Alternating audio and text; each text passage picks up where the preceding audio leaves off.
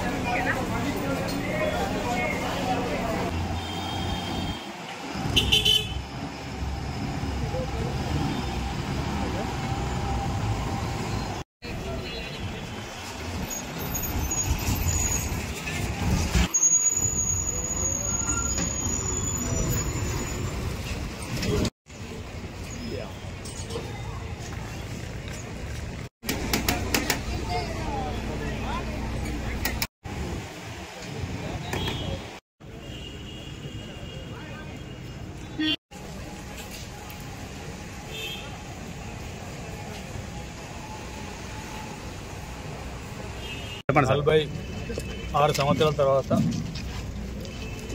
అప్పటి గౌరవ ముఖ్యమంత్రి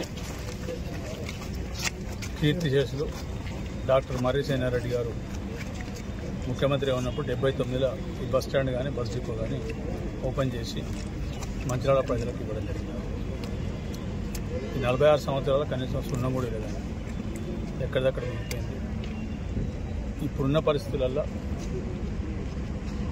ప్రస్తుత గౌరవ ముఖ్యమంత్రి రేవంత్ రెడ్డి గారి నాయకత్వంలో ఇందిరమ్మ రాజ్యం ప్రజాప్రభుత్వంగా ఉంది. ప్రతి విభాగాన్ని కూడా పటిష్టపరిచి ప్రజలకు ఎన్ని వీలైతంత ఎంత వీలైతంత దగ్గరగా పోయి వాళ్ళకు సేవలు చేస్తారన్న ఆలోచనలు ఈరోజు ఈ కార్యక్రమాలను తీసుకోవడం. దాంట్లో భాగంగానే 6 హామీల భాగంగా మహిళలకు ఉచిత బస్సు అనే సౌకర్యం తీసుకున్నాం. ఆర్టీసీ అయిపోయింది, ఇక బంద్ అయిపోయింది, దివాళా తీసింది, ఈరోజు తీసుకుపోతారనే సంస్థ ఆడికి వెళ్ళి ఈరోజు ఆర్టీసీ వాళ్ళు వేరే సంస్థలకు అప్పులు ఇచ్చి వాళ్ళ సంస్థలను కాపాడుకునే పరిస్థితి ఇలా ఆర్టీసీ వాళ్ళు వచ్చింది. ఆపరేషన్ ప్రాఫిట్ వచ్చింది, కానీ కొంచెం ఇంకొక 6 నెలల నాకు తెలిసి ఓవరాల్ ప్రాఫిట్ కూడా వస్తుంది. సంస్థను కాపాడంటే ఒక 41,000 మంది కార్మికులు, వాళ్ళ కుటుంబాలు వాళ్ళకు సంబంధించిన ఒక సంస్థను కాపాడింది, సంస్థ లాభాల బాట పట్టింది.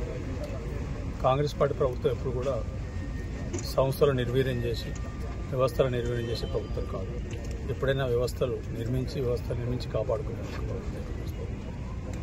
సో దాన్ని 46 సంవత్సరాలతో ఈ రకంగా గౌరవ ముఖ్యమంత్రి నాయకత్వంలో సోదరుడు ట్రాన్స్పోర్ట్ శాఖ మంత్రి పొన్నం ప్రభాకర్ గారు ఆదేశాల మేరకు అడగంగానే ఒప్పుకొని పంపించినందుకు వారికి కృతజ్ఞతలు ధన్యవాదాలు.